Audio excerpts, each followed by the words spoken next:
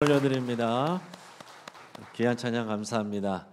감사로 찬양 올려드리는 우리 찬양대뿐만 아니라 또 함께 아멘으로 영광 돌리는 저와 여러분 되기를 바랍니다.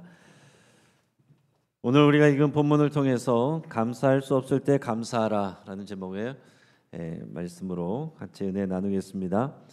사랑하는 성도 여러분, 오늘은 맥주 감사 주일입니다. 함께 여러분들과 예배할 수 있게 돼서 너무나도 하나님께 감사를 드리고요.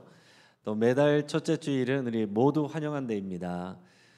오늘 예배하기 위해 나오신 모든 분들을 주의 이름으로 또 환영하고 축복합니다. 여러분 모두가 행복하시기를 바랍니다. 행복은요 멀리 있지 않습니다. 행복은 간단합니다. 감사할 수 있으면 행복해요. 우리가 가진 것이 부족해도 우리가 감사할 수 있으면 행복합니다. 그러나 우리가 가진 것이 많아도 감사할 수 없으면 행복할 수가 없습니다. 지금 여러분 마음에는 감사가 가득하십니까? 우리 안에 또 감사가 없는, 감사할 마음이 별로 없는 분도 있을 수 있어요.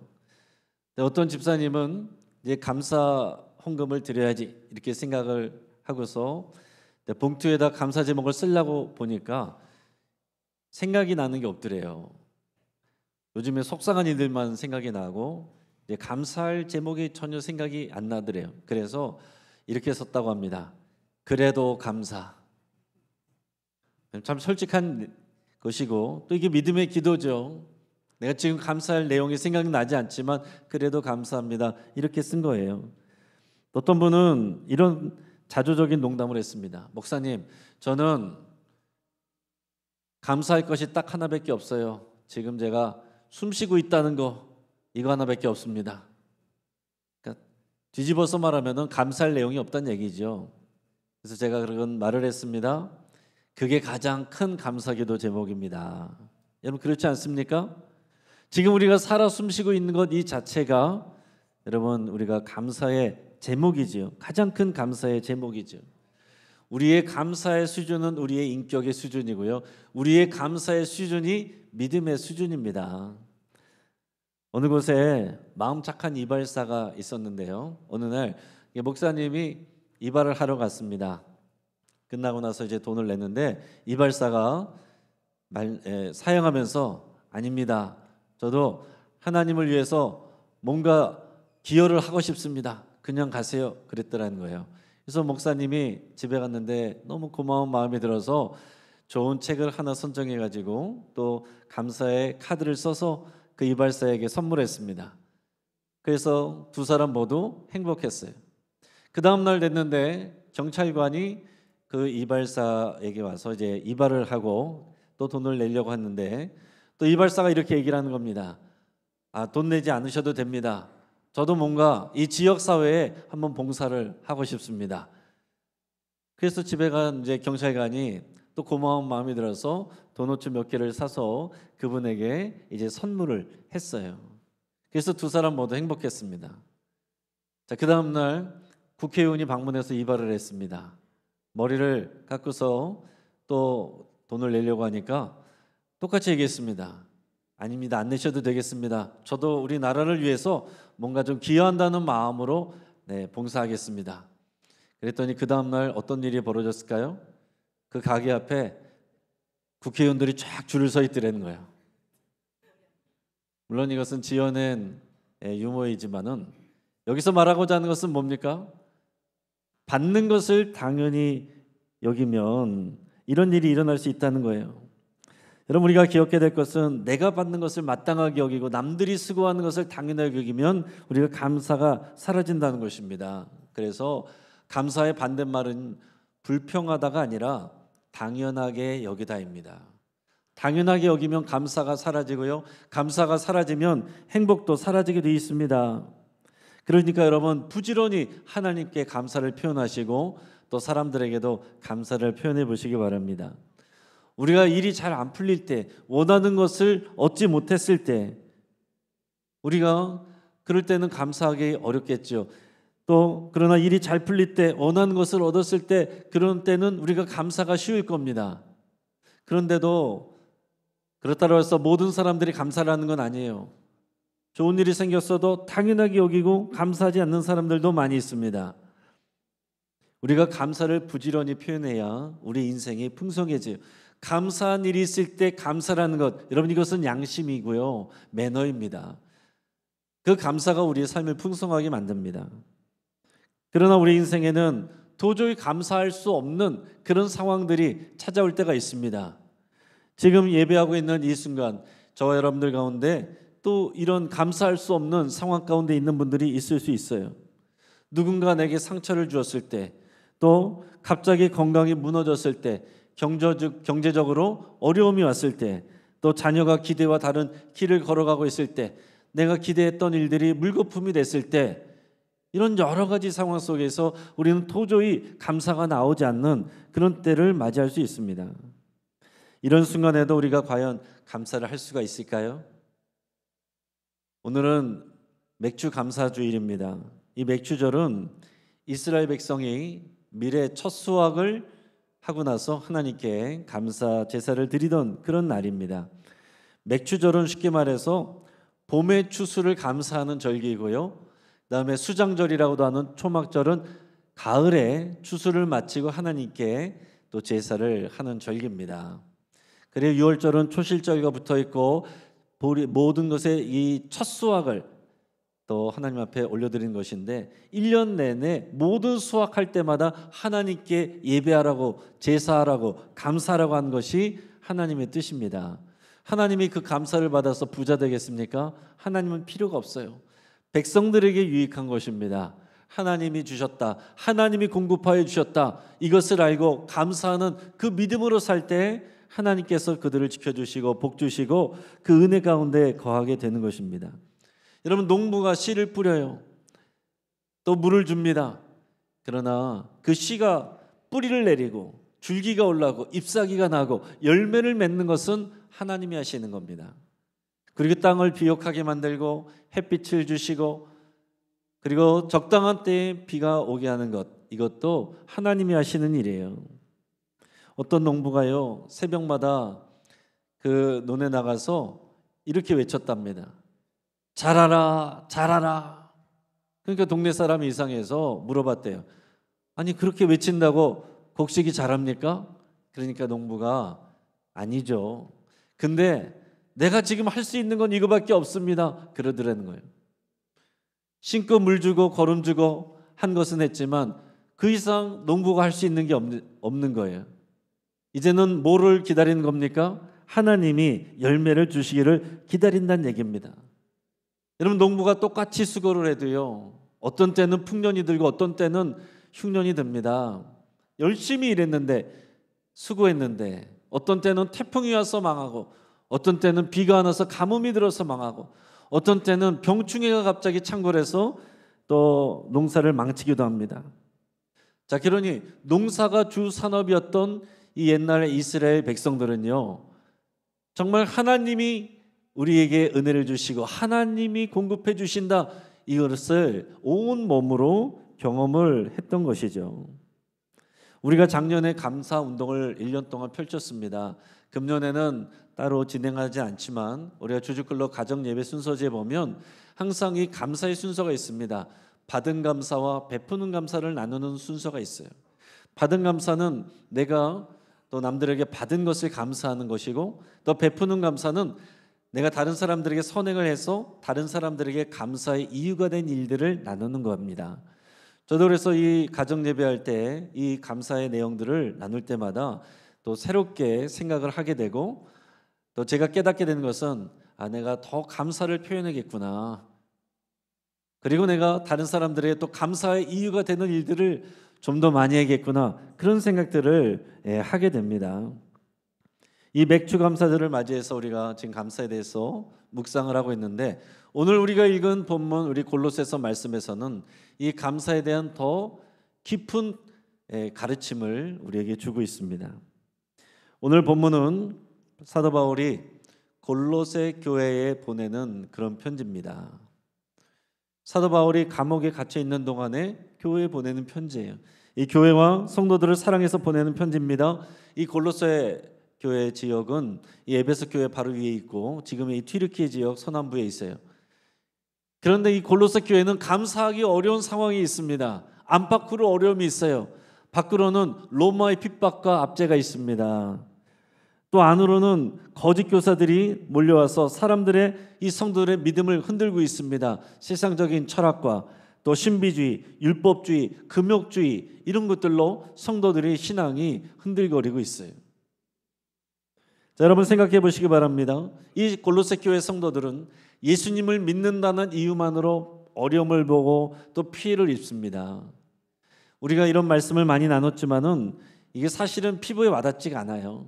그러나 당장 여러분 생각해 보십시오. 오늘 여러분들이 은혜롭게 예배를 드렸는데 딱 나갔는데 여러분 주차해 놓은 차에 딱지가 딱 붙어 있고 벌금이 날라오면 얼마나 기분이 안 좋아요. 은혜가 날아갑니다. 제가 이전에 한번 설명드린 것처럼 오랜 시간 동안 우리 교회는 이 이면도로에 주차하고 예배를 했습니다. 우리 교인들만 되는 것이 아니라 여기 산에 오신 분들도 되고 종종 옆에 중학교에 시험 보러 오신 분들도 주차를 합니다. 그동안은 아무 문제가 없었는데 코로나를 지나면서 작정하고 민원을 넣는 분들이 있습니다. 자, 구청에서는 다 이해하고 봐주려고 해도 민원이 들어오면 단속을 안 나갈 수가 없다는 거예요.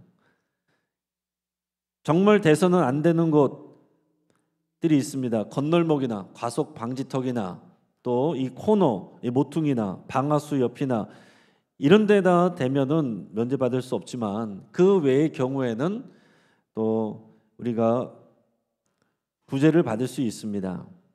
만약 이제 민원인이 시청에 바로 넣거나 단속 지역에 주차되어 있는 이런 경우거나 또 심사위원회가 있는데 그 기간을 넘어서 여러분들이 알려주시면은 구제받기가 어려울 수 있지만 또 그 이전에 여러분께서 신속히 알려주시면 또 해결이 될 수는 있습니다.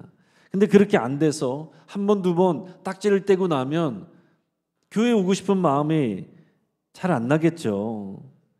근데 여러분 생각해 보십시오. 주차 문제 하나도 딱지 하나 떼는 것도 우리가 불편하면 신앙생활하기가 싫어지는데 골로새 교회 성도들은 예수님을 믿는다는 이유로 직장을 잃어요. 감옥에 갇힙니다. 신문을 받습니다. 지역사회에서 왕따를 당합니다. 그런 상황 속에서 신앙생활하며 감사를 하는 게 어떻게 쉽겠냐 하는 거죠. 또 교회 안에 거짓 교사들이 들어와서 순수한 복음이 아니라 혼합적인 가르침을 가르치니까 사람들이 자꾸 믿음이 흔들립니다. 예를 들면 이런 것들이에요. 그리스도의 유일성과 충분성을 훼손하는 그런 내용들을 가르치는 겁니다. 그러니까 예수님만으로는 불충분하다라는 거죠.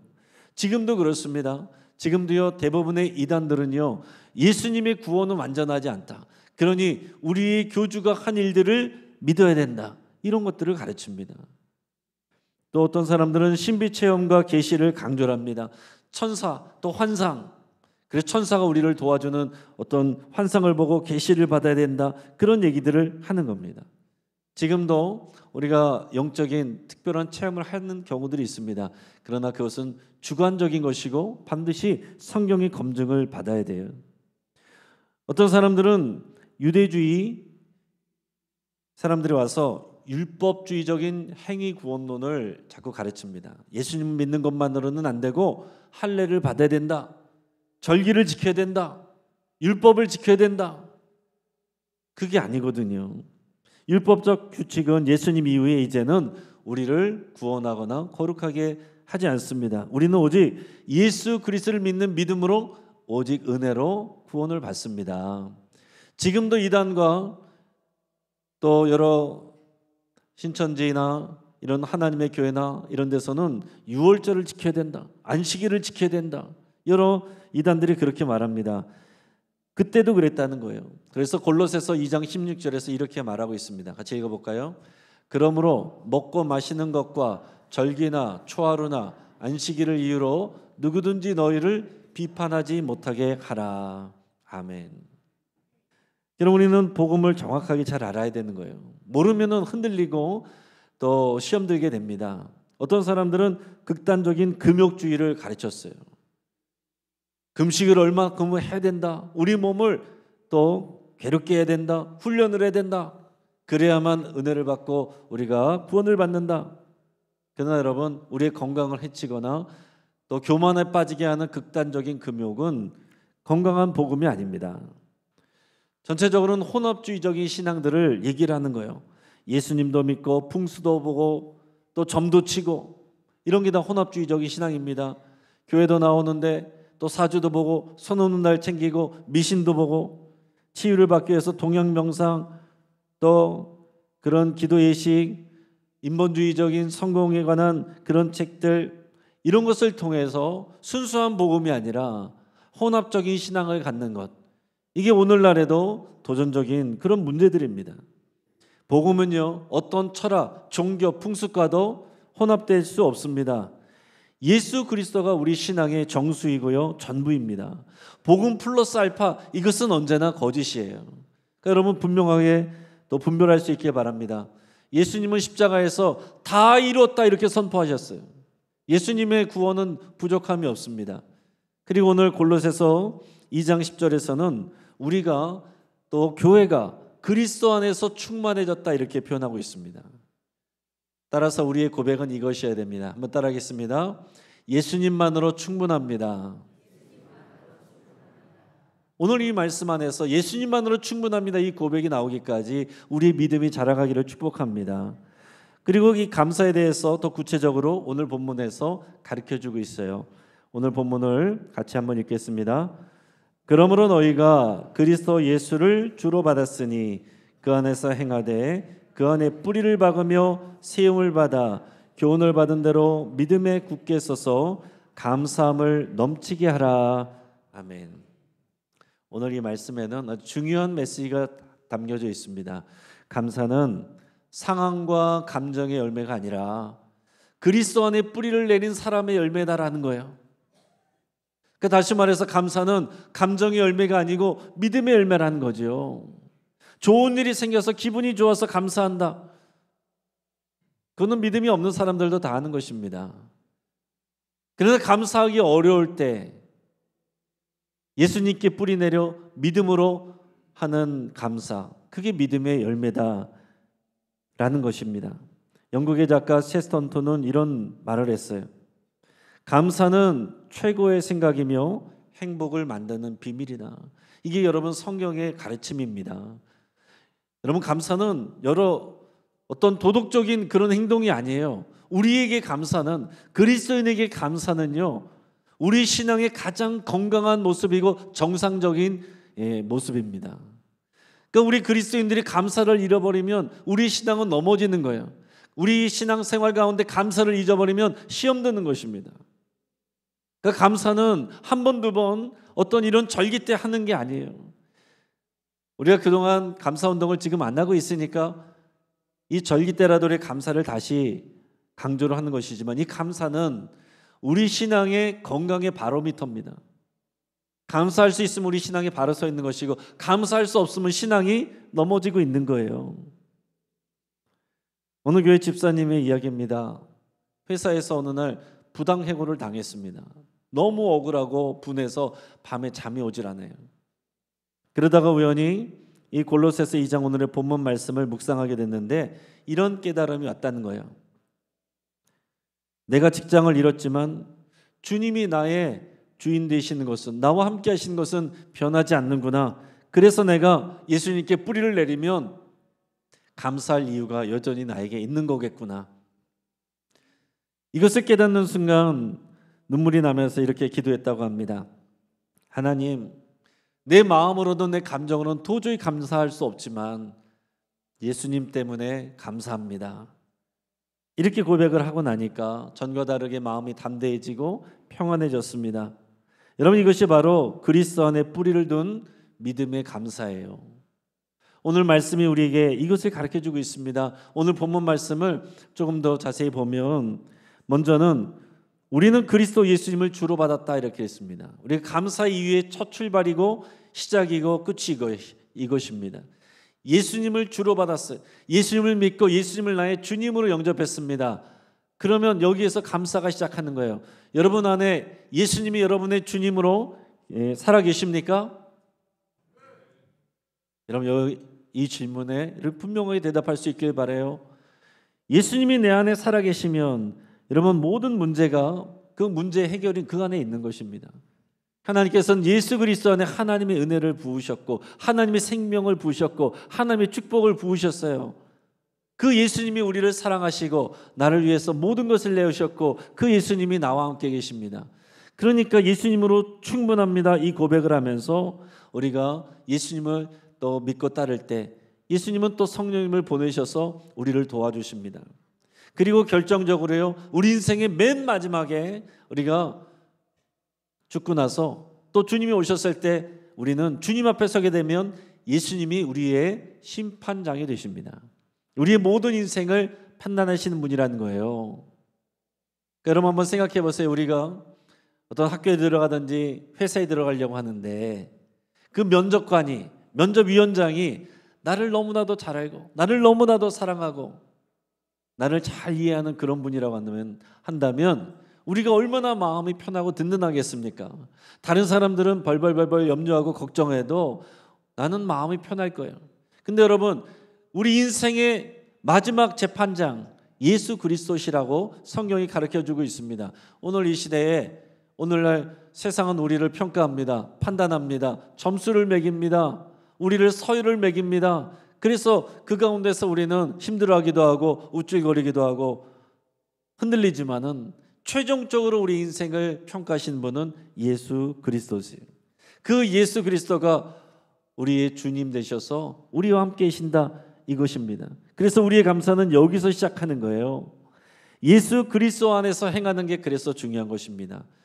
성경이 말하는 것은 그리스도 안에서, 우리의 신앙은 그 밖에는 없는 거예요. 오직 그리스도 안에서, 성령 안에서 우리가 생각하고 판단하는 것입니다. 그래서 지금 감사하기 어려운 상황일지라도 그리스도 안에서 우리는 감사할 수 있다 하는 것이죠. 오늘 본문의 두 번째 보면 그 안에 뿌리를 박으며 샘을 받으라 그랬습니다. 우리가 예수님을 믿고 교회를 다녀도 자꾸 시험에 들어요. 상처를 받습니다. 왜 그럴까요? 교회가 문제가 있고 사람들이 문제가 있어서가 아니라 내 신앙이 예수님께 깊이 뿌리를 내리지 못하고 그리스도 위에서 우리가 건강하게 세워지지 못해 있기 때문에 그런 것입니다. 우리가 예수님께 깊이 뿌리를 내리고 그리스도 위에서 세워져 있으면 상황이 어떻고 사람들이 어때도 우리는 흔들리지 않아요. 그러나 여러분, 너무 걱정하지 마시기 바랍니다. 우리는 그렇게 자라가고 있고 세워지고 있는 거예요. 조금씩 달라지면 됩니다. 예전에는 상처받다가 회복되는데 1년이 걸렸다면 이제는 6개월이 걸리고 다음에는 한 달이 걸리고 더 나가서는 이제 하루 만에 우리가 회복되는 우리의 모습, 이렇게 달라져 가는 모습이 있어야 되는 거죠. 이것이 우리가 예수님께 믿음의 뿌리를 내릴 때 가능해지는 거예요. 깊이 뿌리를 내릴수록 달라지는 것입니다. 그러니까 여러분, 지금 여러분들이 예수님께 뿌리를 내리고 있습니까? 아니면 상황과 환경에 뿌리를 내리고 있습니까? 다른 사람이 변하는 게 중요한 게 아니라 내가 변하는 게 중요한 거예요. 예수님께 뿌리를 내리면 내가 변합니다. 내가 변하면 다른 사람도 변하고 상황도 변하게 되는 거예요. 지금 여러분들은 여러분들의 인생을, 여러분들의 믿음을 그 뿌리를 어디에다 내리고 있습니까?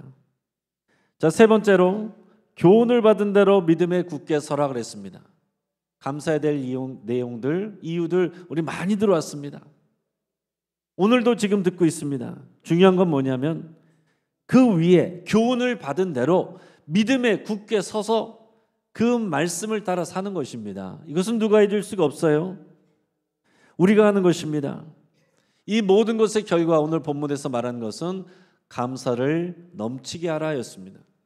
제가 이것을 감사함을 넘치게 표현하라 이렇게 써놨는데, 왜냐하면 감사하라 그러면 사람들이 많은 경우에 내가 감사하는 마음을 갖고 있으면 감사한다고 생각하고 있어요. 그것이 아닙니다. 감사는 표현할 때 감사가 되는 거예요. 그래서 감사한다는 것은 감사를 표현하는 것입니다. 하나님께 감사를 표현하고 사람들에게 감사를 표현하는 것. 근데 그냥 적당하게 아니라 넘치게 표현하라고 그랬어요. 넘치게 표현하라. 나는 이 정도면 됐지 하겠지만 넘치게 표현할 때 역사가 일어납니다. 우리가 먼저 감사할 수 없을 때 감사하면 기적이 일어나요. 환경은 변하지 않아도 내가 먼저 변합니다. 절망이 소망으로 바뀝니다. 어느 심리학자가 이렇게 말했습니다.